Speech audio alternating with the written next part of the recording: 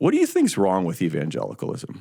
Well, Keith, we're starting off in a very depressing place. I've been in evangelical institutions for over a decade. When I was at Christianity Today, we regularly received tips about famous Christian leaders, household names, people with massive followings, people who we kind of naturally trusted to be who they said that they were, to be leading lives of integrity, and as a journalistic publication, needing to dig into those tips and figure out the truth, and realizing that in some of the cases, the truth was actually worse than we had realized. And that has an effect on how you view the church in America. It's not a rosy picture right now. I think part of the issue is that we have tended to elevate individuals over institutions. So people are put into positions of leadership and authority probably before they've proven a kind of groundedness or spiritual maturity, because of their charisma, their speaking power, their vision, their passion. They attract people who want to follow them and kind of place their trust in them.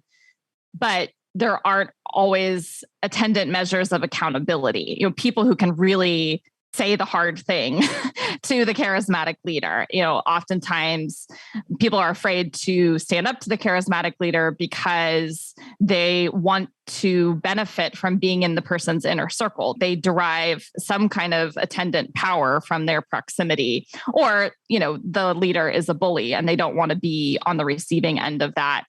But yeah, at least going as far back to Billy Graham, the most famous evangelist of the 20th century, but even before him, Billy Sunday, Dwight Moody, you see really charismatic, well-spoken men who can attract massive followings, are very eager to use mass media, to be on television, to be on radio, to kind of use those tools to reach as many people as possible, but tend to operate outside of institutions. And I think institutions is where we have attendant accountability, where we can really be known as leaders, and measures of holding it to account leaders when they are clearly misusing their power, when individuals are kind of operating outside of the institution, or when the institution kind of centers itself around the personality or the persona of the individual, we have problems. And I think that is just in the water of evangelicalism in the US. We prefer our charismatic leader over and against the kind of boring, dusty institution of the church. Yeah, and I want to dig into more of that in just a moment. Your book, Celebrities for Jesus, you deal with a lot of these issues. And I don't disagree with anything you just said. In fact, I think I agree with all of it. It's just that even inside of the evangelical institutions, even inside of the Southern Baptist Convention, even inside of Liberty University, I understand that you still are talking about flawed people in charge of all those institutions. And yet, there's something that seems pervasive, like almost unwillingness to practice what we preach, or it almost makes you wonder, do these people believe what they say they believe? Am I the only one who's not in on it? Like, nobody really believes this, but it's really hard. Has it been hard on your faith to watch what's happening in evangelicalism? Do you feel yourself growing more cynical? Oh, yes. I became cynical a long time ago. Yeah. Well, I think you raised a really good point, Keith, about institutions, right? It's not just kind of fallen or flawed individuals, but there's something broader in the water. And I think this connects to the conversation about celebrity. I think in general, in the United States, at least, evangelicals want things big. And if there is growth, and if there is success, and there is money to be made, that can be received as God's blessing. And if it works, we're going to do it, without asking, are the ways in which we are trying to get success actually affecting us negatively in the process, like actually having a spiritually damaging effect on us and the people that we're trying to attract. So I think evangelicals are pragmatists when it comes to kind of growth and success. And I think we're probably in a stage now where we're realizing we need a better metric. We need a deeper metric to figure out if we're going the right way. I have a very complicated relationship with evangelicalism. I came to faith in Christ in evangelical waters. I had a positive experience growing up in an evangelical church. I went to an evangelical college and had a wonderful experience there. So I don't have the kind of hurt that I think a lot of other millennials who grew up in the church have. I have been very disillusioned. I think especially over the last 6 or 7 years, it feels like the layers are being peeled off. We're kind of like seeing behind the curtain, and that can be very painful. At the same time, to be disillusioned is to come to a place where you're not living in an illusion.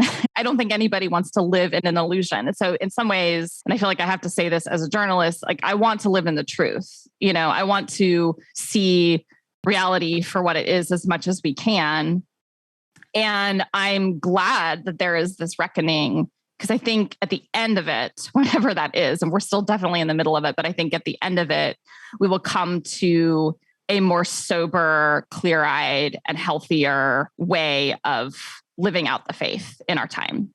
Yeah, I understand that there's a sense in which living in reality, facts are your friends. And so we don't need to hide from the truth. At some point, I think that evangelicals started caring more about their institutions than they did about people. Like they put the welfare of the institution above the welfare of the family or the individual. And they protected the institution at the cost of people and at the cost of truth. And then it turns out at the cost of the institution and at the cost of genuine faith in Jesus. So in your book, Celebrities for Jesus, How Personas, Platforms, and Profits Are Hurting the Church, you wrestle with what a celebrity is. And I want to get to that because we've been talking on Truth Over Tribe a little bit about celebrity Christianity, celebrity pastors. And I think it's a little bit hard to define. In other words, what's the difference between celebrity and being well-known? And so I'm going to put you on the spot here for just 1 second. And I'm going to throw some names out. And I want you to tell me if they are celebrity Christians, okay? Are you ready? Okay, I'm ready. All right, let's just start with an easy one. Tim Keller, yes or no? Yes. Beth Moore. Yes. Jackie Hill Perry. Yes. Matt Chandler. Yes. One more. Tish Harrison Warren. That's actually, I don't know. I actually don't know. I'm kind of stumped on that one. Okay, so that raises some good questions here of what is a celebrity Christian? What's a celebrity for Jesus? And what's just somebody who's well-known? Because I think we use the word celebrity Christian in a kind of a pejorative way, right? And yet my guess is we have a certain degree of respect for some of the people that we just were talking about. So help us understand that and sort through all that. Yes. So that was a great test. And I think what you're getting at is how do we distinguish between fame and celebrity, right? Like there have always been famous people. There have always been in every time and place, people whose accomplishments, whose writing, whose personality, they are known by many more people than they could ever know. And they're appreciated for their accomplishments. And I don't think it's bad to be famous. You know, it's not fair to say, well, because Tim Keller's a household name and people read his books and follow him on Twitter, we can assess something about the state of his soul, right? Celebrity, comparing it to fame, is a uniquely modern phenomenon that's really centered on the use of mass media and the tools of mass media. And mass media can just add like jet fuel to fame because of how much farther it can take someone's names and words and face and voice beyond a particular time and place.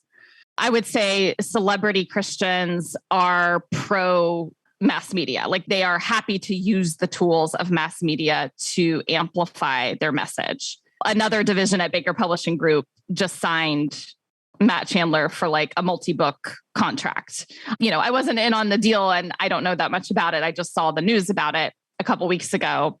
When you have a pastor who has his responsibilities in the local church, shepherding souls, but is also signing multi-book contracts to take their teaching and their voice. In this case, there will be like a Bible study guide and a DVD. And It's not just the writing, it's like the face and the voice, everything that video can capture. There is a kind of, let's use the tools of mass media to get this teaching as far and wide as we can. At the center of that, and I see this a lot in book publishing, and not specifically with Matt Chandler, but for a lot of authors, the thing that we are signing them up for is centered on their platform and their image, and not always their message, not always the quality of their writing or thought. Platform and image have become so central to what it means to be a successful author. So I don't think that we can say because someone is famous, because they're a celebrity, they are bad, that they're a bad Christian, that their motives are bad. I think a lot of people end up finding that celebrity kind of comes to them and then they have to figure out how to use it. Like, okay, I've been given this platform, I've been given this following. What do I do with this without losing my soul? I think I get kicked out when I feel like someone is really hungry for the platform and the spotlight, when it seems to be curated, something that a church might be investing a lot of money in, when it seems to be oriented around someone's personality and kind of image rather than what they have to say and teach. And we can only know so much of that and people's motives from afar. But I think there's a difference between finding that you have celebrity and then figuring out, what do I do with this and how do I be faithful with this, versus I am in this to become famous, right? Like I am in this to become a celebrity. I think the story of Hillsong and Hillsong New York with Carl Lentz, I think it's safe to say that he was kind of put in that position of church leadership to become a celebrity, to be a celebrity, to hang out with celebrities. That feels like spiritually dangerous territory to me.